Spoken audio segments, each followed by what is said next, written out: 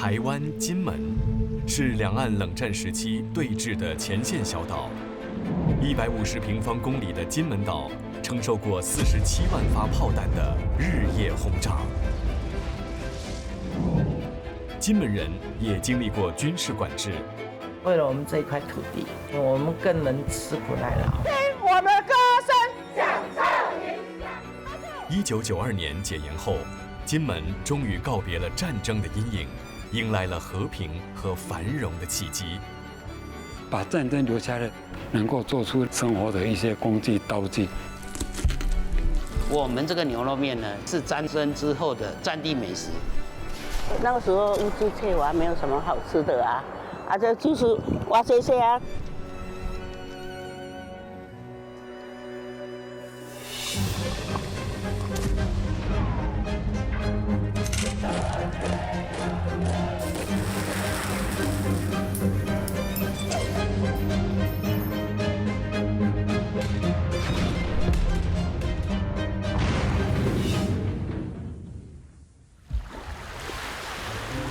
金门与厦门只有1水之隔，在地理上，金门的东北面与厦门的东南端中间只隔着1800米的海面，仅有约2公里的距离。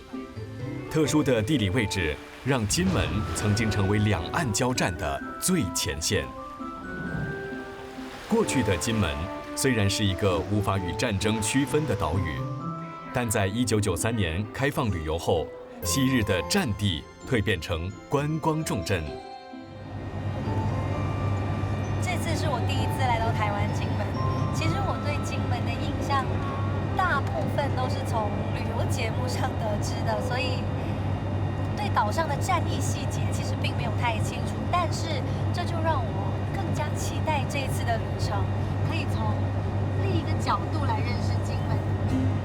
在这个风淳朴的小岛上，战争时候的味道又是什么样的呢？近年来，金门每年都要接待约300万名旅客。小岛上处处可见战争时期所留下来的战地遗迹，有好一些游客还特地前来品尝和战地历史相关的美食。这个摊位看起来蛮有趣的。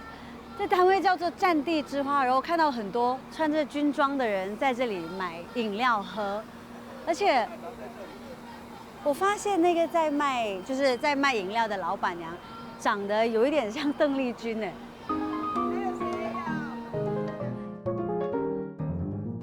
你好，哎，你好，你好，我刚刚看到有人在点奶茶，请问那个是什么奶茶？哦，那是我的红高粱米奶茶，我自己独创的，用高粱米煮的奶茶。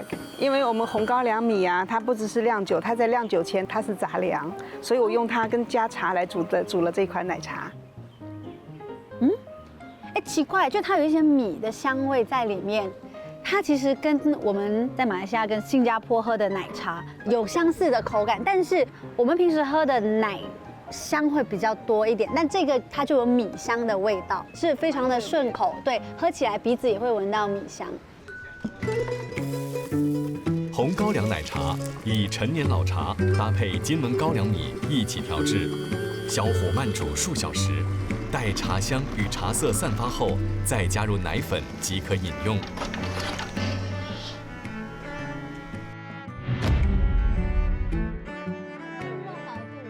红高粱奶茶是档口的招牌奶茶，不含酒精，老少咸宜。下来，老板娘介绍她独创的另一款奶茶，只有18岁以上的顾客才可享用。那这个高粱酒是多少度的高粱？它是58度的58度的高粱酒。对，所以喝多了不会，因为我调的比例让你刚好喝到酒香，又不会喝到酒的那种呛的辣的感觉。对，好。我会发明这一款奶茶呀，主要是因为听了很多老兵讲他们当年兵变的故事。对，因为兵变会很伤心、很伤感，会借酒浇愁。这份灵感让我创造了这个兵变轻不变的奶茶。哎，名字很有趣哎。所以它是有故事的奶茶，有闻到酒香的。有哎，我这样子就其实闻到酒香了。哇，它其实入口很丝滑，然后我会喝得出高粱酒的香味，但是又没有我害怕的那种很呛的味道。墙壁上做一个元素的回忆，特别是上面那段标。老板娘崔思琪来自中国安徽省，也是台湾媳妇。原先和台湾先生在厦门生活，前几年来金门寻找发展机会。对啊，这个因看到金门战地色彩的丰富性，而开了这家小吃店。它是可以装水，听说还偷偷的装酒。配合小吃店主题，他还特意穿上军服招揽生意。我只要有来金门，一定要找他的。他们都说看到我这样，都会常常回忆起那个年代。你在听这些老兵说起这段往事，或者是他们在打仗的时候的故事，那你自己对于这一场战争有没有什么样的感触或者是想法？我虽然是大陆过来的，可是听到战争，其实大家都不喜欢。三角地。跟你是同个部队。对。听到那个当时战争打得那么激烈，打得那么惨，其实心里也很难受。金门它本身就确实是最出名的，就是战争的一个场地，曾经是一段历史，是一张很痛的一段回忆。可是今天我们再来细细品味的话，其实我们更多的是珍惜现在的和平，珍惜现在的美好生活，这是我想要给大家传达的。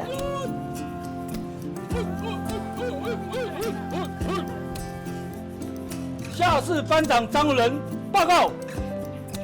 报告完毕。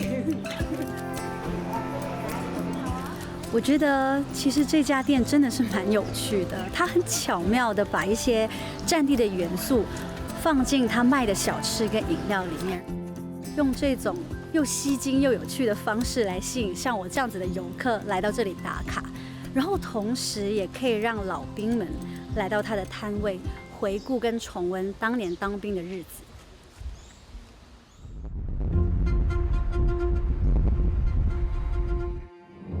在1950年代到1980年代备战时期，金门岛上曾驻扎高达17万的军人，支援作战，建设各式的军事设备。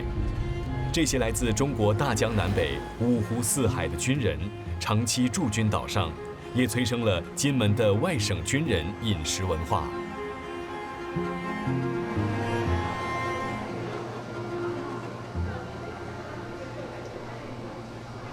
就是这个鲜切温体酒糟牛，给我来一份。好，那帮你准备一下，稍等一下，谢谢。我们这边的话会用煮沸腾高汤下去冲，那大概7、8分熟，稍微搅拌一下就可以使用了。我发现其实这个过程还蛮有仪式感的。哇，它的汤也很好喝。试试看这个酒糟牛，其实它有淡淡的香味。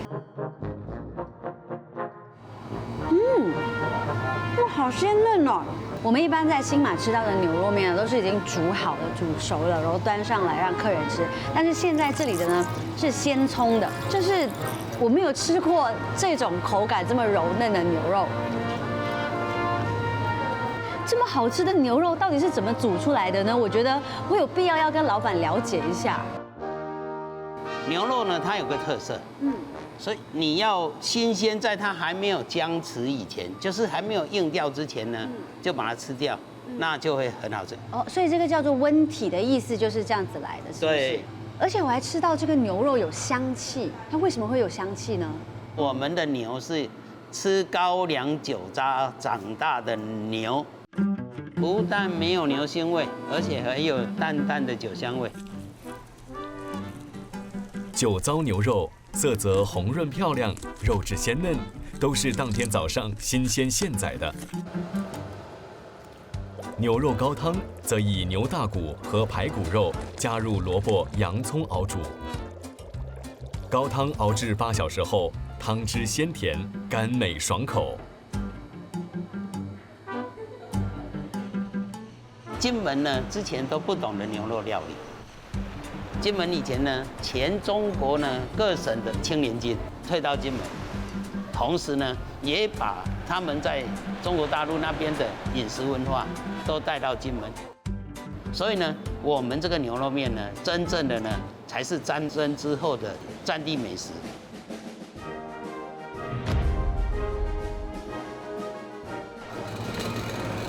这家餐厅成功地利用新的烹调方式，将当年10万外省军人所做的牛肉面以全新的面貌展现。现在到访的金门游客都会慕名前来打卡品尝。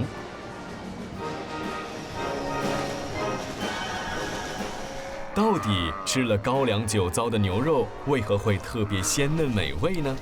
当年岛上的阿兵哥又都爱吃什么呢？蛋狗蛋香是什么？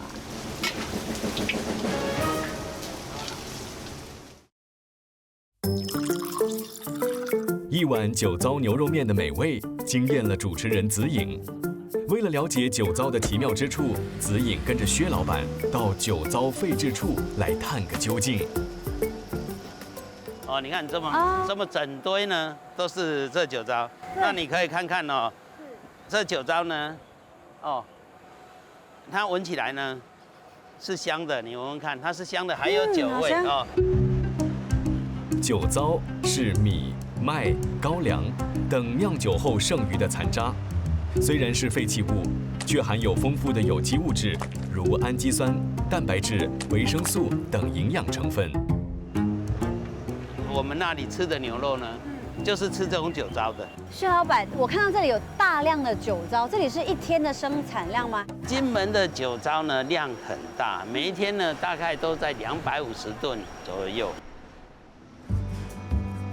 30多年前，金门酒厂因销量增加，大量酿酒，产生的酒糟超出了金门所能消耗的食品废弃物量，带来了环境污染问题。金门政府为了解决酒糟污染，推出了酒糟养牛计划。过程中发现食用酒糟的牛只不易生病，而且肉质软嫩，于是开始鼓励农民养牛，因而有了闻名遐迩的金门酒糟牛。金门这个地方，因为战争，我们呢受很大的伤害，我们失去很多。但是因为战争呢，我们再利用这些战争留下来的，把它呢变成我们生存之道。薛老板他说，战争让金门变得不幸，却也让金门遍地黄金。这让我联想到另外一个词。绝处逢生，可能我们现在看到的仅仅是一碗牛肉面，但是薛老板这碗面的背后，就是他在绝处不断的寻找生机，随着时代创新的成果，跟这一片战地共生共存。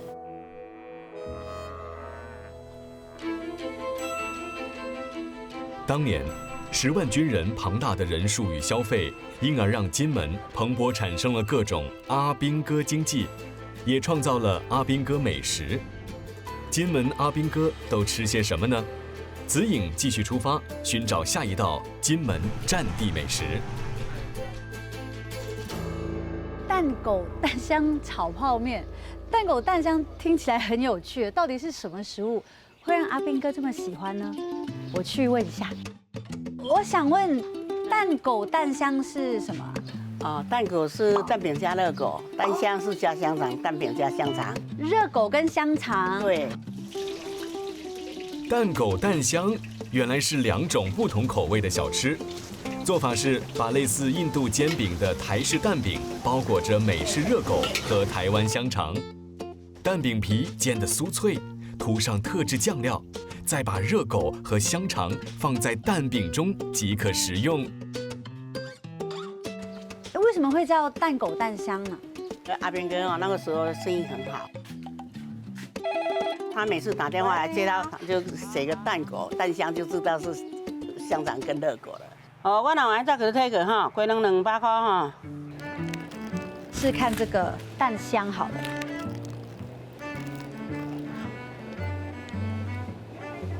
它的这个饼皮，其实味道很像葱油饼的味道，它有一点点味道像 roti prata， 但是因为里面加了葱的关系，它就变得不只是只有咸味这么单调，它还有葱的香味。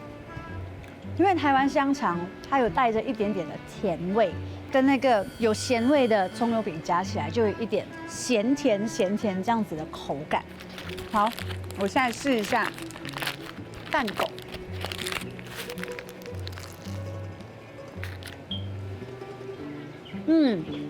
因为热狗本身就是咸的，所以这个蛋狗里面呢，阿姨帮我加了辣椒，吃起来就除了有咸香的味道呢，还有这个稍稍微辣的感觉，吃起来还蛮有饱足感的，然后也很容易就是可以买得到，价钱也不太贵，绝对是阿兵哥可以负担得起的。那为什么阿兵哥会特别喜欢吃蛋狗跟蛋虾？这个其实我也是无意中做的，因为我们自己做来吃有没有？啊，我们家就这样子，别人来就分享给他吃。今年82岁的老板娘李彩霞，经营阿兵哥小吃生意已有40多年。自小在烽火中长大的她，因为了解阿兵哥离乡背井到金门备战的辛苦，所以她卖的阿兵哥食物分量都特别多。我都会打一个蛋给他，所以我们的那蛋饼都是2颗蛋的。为什么要多打蛋给他？这就是怕说健壮伙食不好，营养不够，孩子在外面又没有人照顾，是这样子。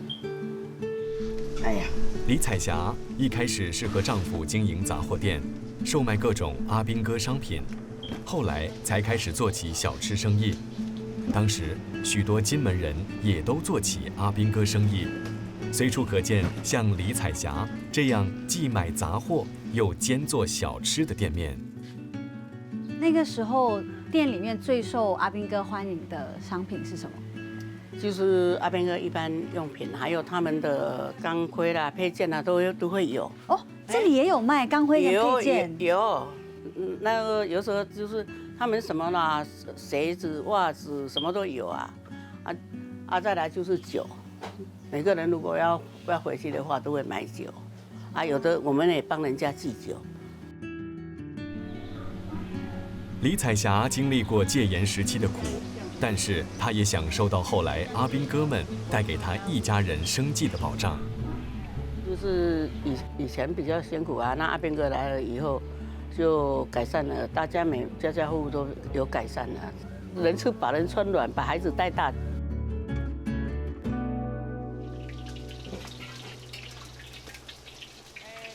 李彩霞与丈夫育有4个孩子，丈夫在6年前去世，如今店里是她和2女儿一起打理。虽然少了阿兵哥的生意，却有许多游客为蛋狗蛋香慕名而来，还有品尝他们家的炒泡面。炒泡面也是金门阿兵哥喜爱的战地美食，就像韩国的部队锅，都是以泡面来做主食。金门的做法是将泡面拿去炒，搭配自家的特调酱汁，加上蔬菜、香肠等配料，味道非常家常，却令阿兵哥念念不忘。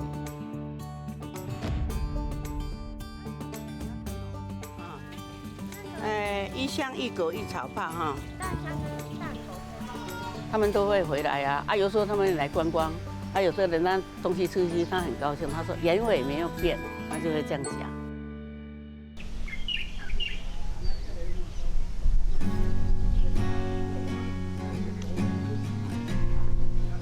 在那个打仗的时代，百姓和军人的生活是唇齿相依的。金门的这段历史，让一起生活在这片土地上面的人，共同经历生死。打仗的时候，杀死一个人很容易，可是养活一个人却很难。但是就是在越艰难的时候，越可以从生活细节上面看到人情的冷暖。就像李阿姨和她的丈夫一样，他们家是做生意的，但却可以不在乎盈利，自己主动多加1颗蛋，就只是希望能够让这些离家作战的军人们，生活得很苦的军人们吃得饱一点。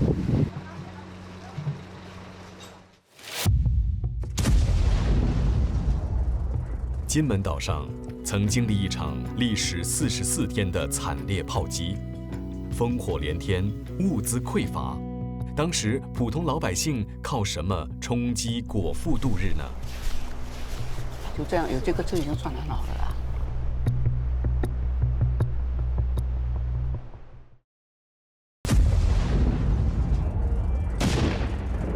1958年8月23日，金门遭受了中国大陆共军密集的炮轰，2小时内就有4万多发炮弹落下。这场炮战持续了44天，总计共有47万多颗炮弹落在金门，3000多人伤亡，9000栋房屋损坏。后来，两岸协议，并在同年10月25日宣布，双日停火，单日炮击，金门从此开始了长达20年单打双不打的炮战岁月。当年金门全岛都遭受到炮弹的攻击，虽然现在已经看不出当时的惨况，但是单凭想象，无数的炮弹从天空中落下，就令人感觉非常的害怕。根据调查，在炮战的20年间，就有超过100万颗炮弹落在金门。如今岛上有个地方妥善处理了这些炮弹，这些废弹壳会怎么处置？主持人子颖正前往寻找答案。吴师傅，这个是什么？这个就是以前金门那个炮弹留下的炮弹，现在就是要把它切下来做刀。切下来做刀。对。所以这里全部其实都是战争时期留下来的炮弹。对，这些全部都是。原来弹壳的钢铁品质极佳，打造出来的菜刀特别锋利耐用。用炮弹制造的金门菜刀也成了金门独有的特产。据说1颗炮弹可以制造50多把菜刀，因此这些炮弹至今还没有用完。要打多快？没有，但就是打就好了。对，慢慢打。吴增栋师傅的制刀手艺是从父亲传下来的。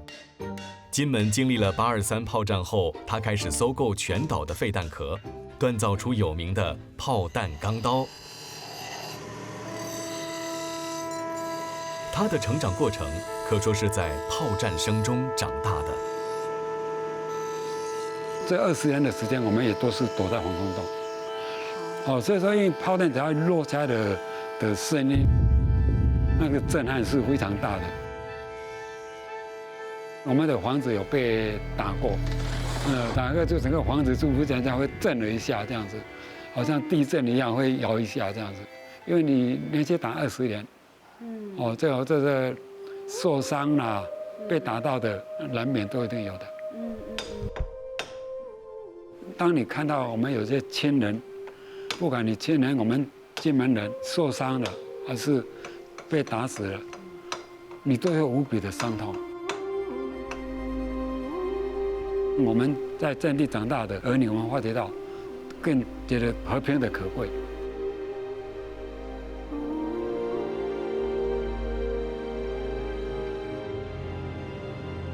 把战争留下来的这种炮弹武器，能够做出我们一般家庭用的生活的一些工具刀具，也是废物利用，也是能够把战争化作和平的一种做法。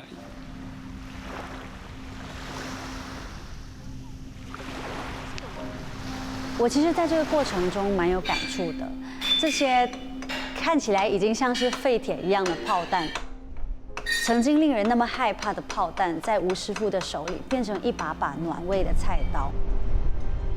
可能很多学者会说，战争是人类进化史里面必要的存在，但是我觉得，对于真真实实活着的老百姓来说，没有什么是比3餐温饱更重要的。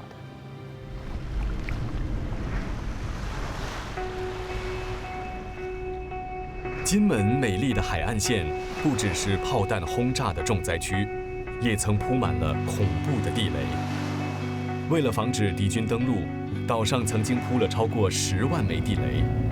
2007年，政府进行排雷行动，花了7年时间把地雷消除，金门的海岸边终于才算安全。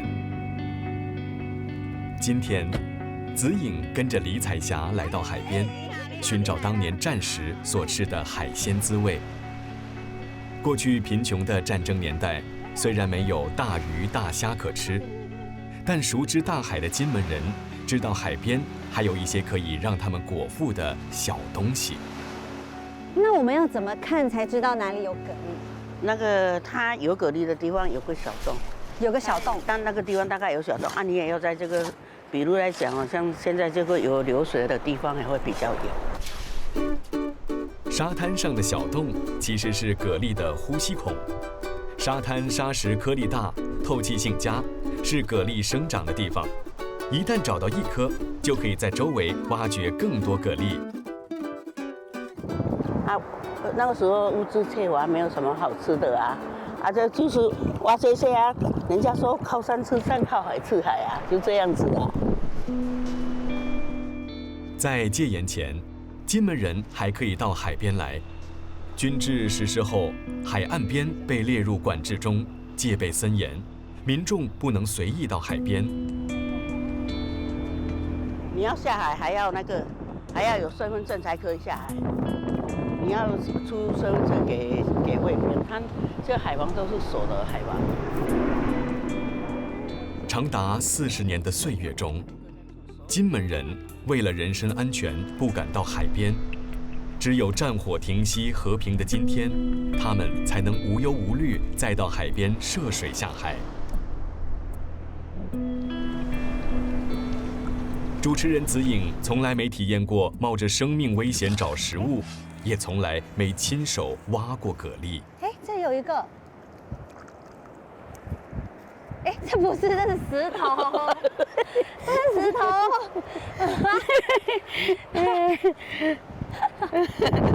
很好玩的，好玩。现在觉得好玩，但是我觉得，想象以前的人，如果是在那个时代，为了来找吃的，应该蛮辛苦的。因为像这样子要挖很久，然后才可以挖得到一点点，而且它的肉其实也不太多，就是这么一小颗。可以想象，当时候物资很匮乏，什么东西都要拿来补充营养的日子，真的是很不容易。海边挖回来的蛤蜊，吐沙清洗干净后，李彩霞马上用盐来腌制蛤蜊。海鲜必须新鲜腌制，而且只需腌制2至3天即可食用。所以以前用盐巴腌制东西，是因为可以保存比较久。保存。腌制是一种原始的食物保存法，金门人自古以来就会腌制海鲜食物。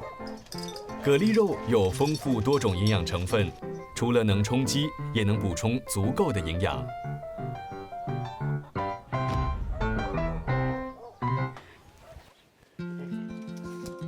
冷战时期，吃米饭对金门人来说是奢侈的粮食。金门人只能选择容易种植生长又好保存的番薯来代替米饭。他们吃番薯有其特别的方式，他们会将番薯切成条状后晒干，再以热水煮滚食用，并称为安千汤。今天，李彩霞则是在安千汤中加入新鲜番薯，搭配腌制的蛤蜊和咸菜，来招待主持人子颖。这样一桌简单食物，是冷战时期金门普通百姓家中的家常便饭。这我有吃过地瓜粥，但是这个真的是地瓜汤，就是地瓜煮水，我是真的没有试过，但是它吃起来还是很甜，很鲜甜。可是阿姨那个时候就是小朋友只是吃地瓜煮汤水，会觉得不够饱吗？没有办法，就这样有这个吃已经算很好了啦。有的还是只有吃地瓜，没有地瓜干。新鲜的番薯煮久了容易糊掉，只能尽快吃完，不宜久放。晒干后的番薯则能延长保存时间，不但耐煮，吃起来更容易有饱足感，因此金门人更常把番薯干当主食。你要配这个啊？要怎么配？哦，就是这样直接吃吗？对，直接吃。你尝尝看，很鲜美。哦，我闻到海洋的味道，很鲜。闻到大海的味道。嗯。哦，它是鲜咸呢。鲜咸。所以那个时候都是这样，就是地瓜汤跟这个腌制的蛤蜊一起吃。哎，对对，配着吃。哎，配着吃。那是谁教你煮？那是谁教你煮这个地瓜汤的？我是大女儿啊。我妈不在的时候，我要照顾弟弟妹妹啊，就煮给他们吃啊。煮的时候就习惯了啊，就会煮。那阿姨好像你这么小，在打仗的时候要照顾弟弟妹妹，那你现在就是对当年打仗有什么样的想法？就是觉得很苦啊，不想回首。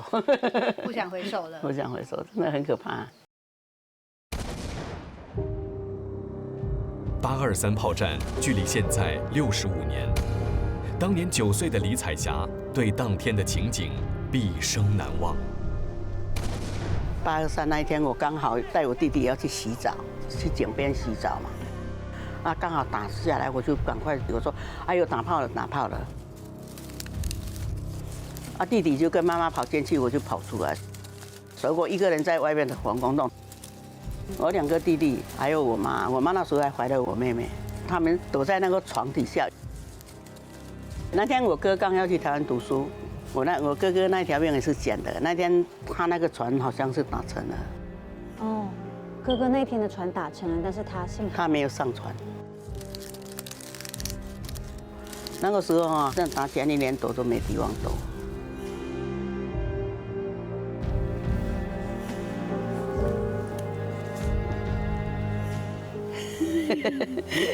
一想到那个时候就会想流眼泪，心就很酸，真的。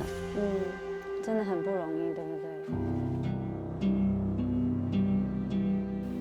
李阿姨的这段经历，我相信是很多金门小孩在那个时代的缩影。这年纪这么小的一个小女孩，在战争的时候要顾着保命，要顾着照顾弟弟妹妹，然后每一天也要担心失去自己的父母。我一直问她说，她年纪那么小就要经历这场战争，会不会觉得很不幸？但是她都说，其实那个时候他们没有想那么多，就只是顾着想要活命。经历战争、走过烽火的李彩霞，更明白活着的价值、和平的可贵。正如番薯干，苦涩中带有些许甜味儿。这食物在过去贫穷的战争年代替代米饭，帮助了金门人度过饥寒交迫的日子，也抚育了无数个像李彩霞这样的家庭。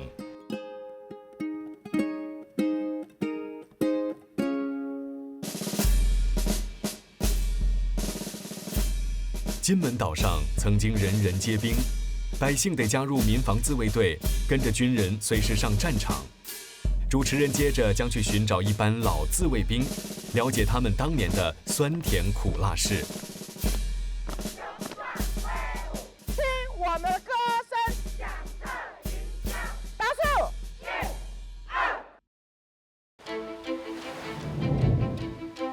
金门西边有座名为烈屿的小岛，当地人也称它为小金门。小金门距离大陆仅有约5000公尺的距离。在两岸对战时代是重要的战略位置，可以说是前线中的前线。早年，大小金门之间只能仰赖渡轮连接，交通十分不便。直到2022年，金门大桥通车，才大幅改善大小金门民众的通勤生活。蔡大哥，那通过这道桥从金门到小金门要多久时间？哦，现在这道桥通了之后，大概5-6分钟就会到小金门。以前搭船的时候，大概要半个小时。当年的交通这么不方便，想必小金门岛上在战争时期的资源肯定比金门的更加匮乏。不知道他们当时的生活情况是怎么样的呢？又是靠什么温饱肚子的呢？小金门自古早有住人，岛上人口约5000人左右，居民长久以来都以农作为生。在两岸对峙的冷战时期，小金门也被称为离岛中的离岛。住在这里的人，一切都要得靠自己。当时岛上全民皆兵，男女青年都得加入民防自卫队。主持人这次来到烈屿小金门，就是要和一名前金门女自卫队员见面。你好，主持人好。你好，你好，哇，真的好有气势哦，一身军装。我今天特别带你来我们传统的杂货店里面，老板，等你买要猪肉罐头。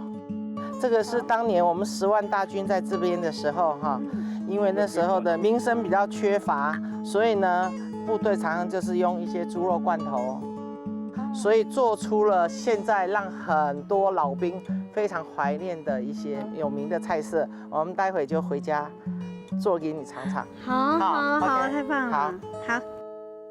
洪艳玉是小金门自卫队的带头人物，在用餐之前，他准备了一个小活动，让主持人体验50年前的军训。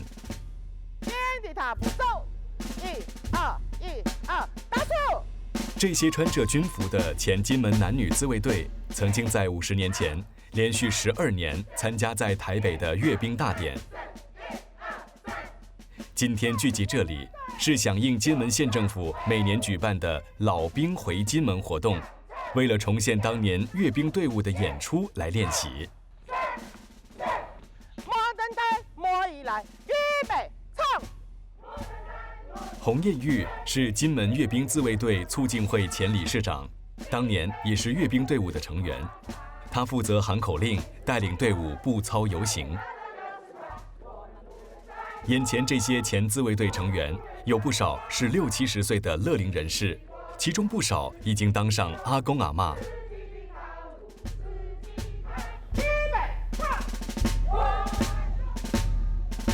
我其实刚刚在听大家喊着口号，在看你们阅兵的时候，我鸡皮疙瘩就是一直掉满地，就是非常非常被你们感动。其实我也非常非常的感动。说真的，当然没有办法像当年大家的步伐那么的整齐，但是大家的精神是可嘉的。是我感受得到，完全感受得到。当年金门的老百姓为了抗战，不少男女都没有选择，得进行基本军训。主持人陈子颖今天也有机会体验。手背伸前，上前是90度，要。阅兵队伍的动作表现好坏关系着荣耀，因此当年的训练非常严格，动作没有符合标准，教官会直接用棍子敲手肘。如果拒绝参加阅兵，甚至还会遭受关禁闭的惩罚。我发现我刚刚这样子，其实走2次就已经在喘，哇！而且又在这么热的天气之下，可以在他们每一步的超步中感觉到他们的士气。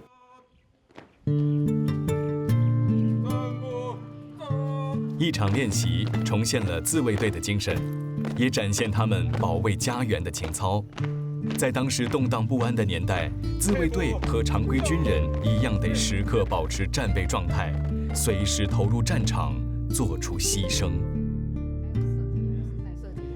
我们以前当那个民防队自卫队的时候，真的是实弹射击，就是在平时多训练，暂时就少牺牲。当时我们训练以后，有一些就是有花枪支，一样可以来保卫你们自己的乡亲。因为我们的家就在这边嘛，就是准备为家乡牺牲奉献，这是自卫队的精神。如果换作是我，一生下来就要背负这样的使命，我可能真的就什么都不敢想了吧。因为当身边的每一个人都在牺牲自己的时候，你会自己多想一点，感觉都是奢望，是一种奢侈。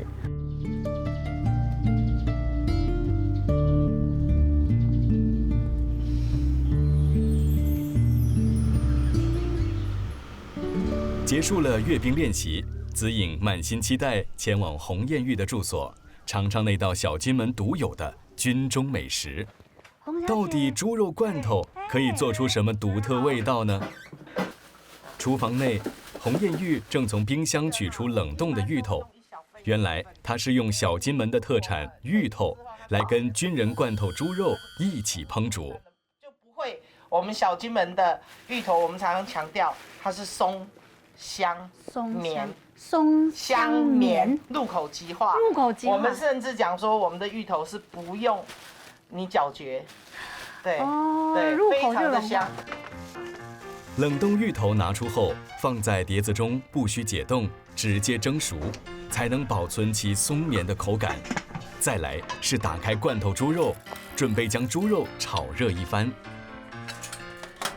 台湾军用罐头猪肉有别于西方军人的罐头食品，罐头内藏的是华人传统红烧猪肉，肥瘦相间的猪肉以及红烧酱汁，是许多台湾阿兵哥熟悉难忘的味道。据说这道芋头搭配罐头猪肉的烹煮做法，是因为当年岛上物资缺乏，阿兵哥只好就地取材，以芋头配上罐头猪肉食用，结果意外发现两者口味绝搭。猪肉罐头内一层香浓猪油和红烧酱汁，拌炒芋头相得益彰。这道在穷则思变下创造的料理就这样传了下来，成了小金门的特色战地美食。后来当地人更为它取了一个浪漫的名字，叫玉炼肉。哇，我现在已经闻到这个非常香的芋头的香气了。这个是玉炼肉嘛，对不对？对，那这个是用猪肉罐头下去很简易做的芋头汤。所以我应该先吃肉还是先吃芋头？你都可以都尝尝看。可以，好。试试看。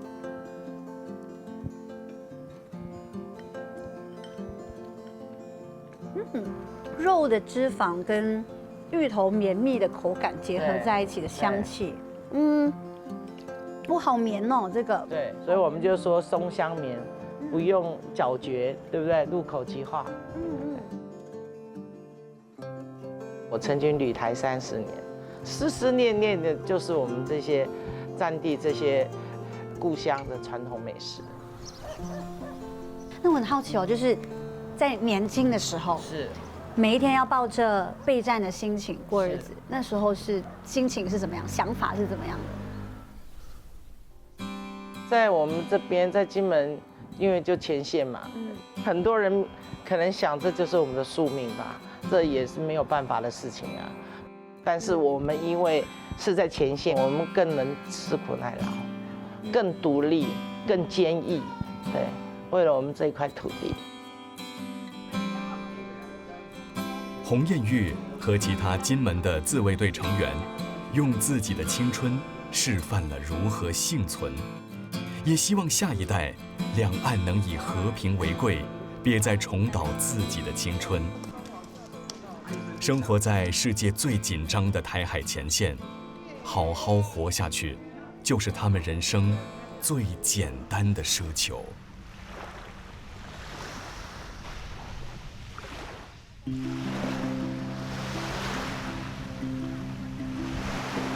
来金门的这几天，我一直有一种感觉，走在金门的街上，你会感受到一种寂静、平和的气息。这是一种被战争洗礼之后，对于和平的渴望的气息。这几天吃的食物里面，有时间的味道，有战争的味道，但是更多的是人情的味道。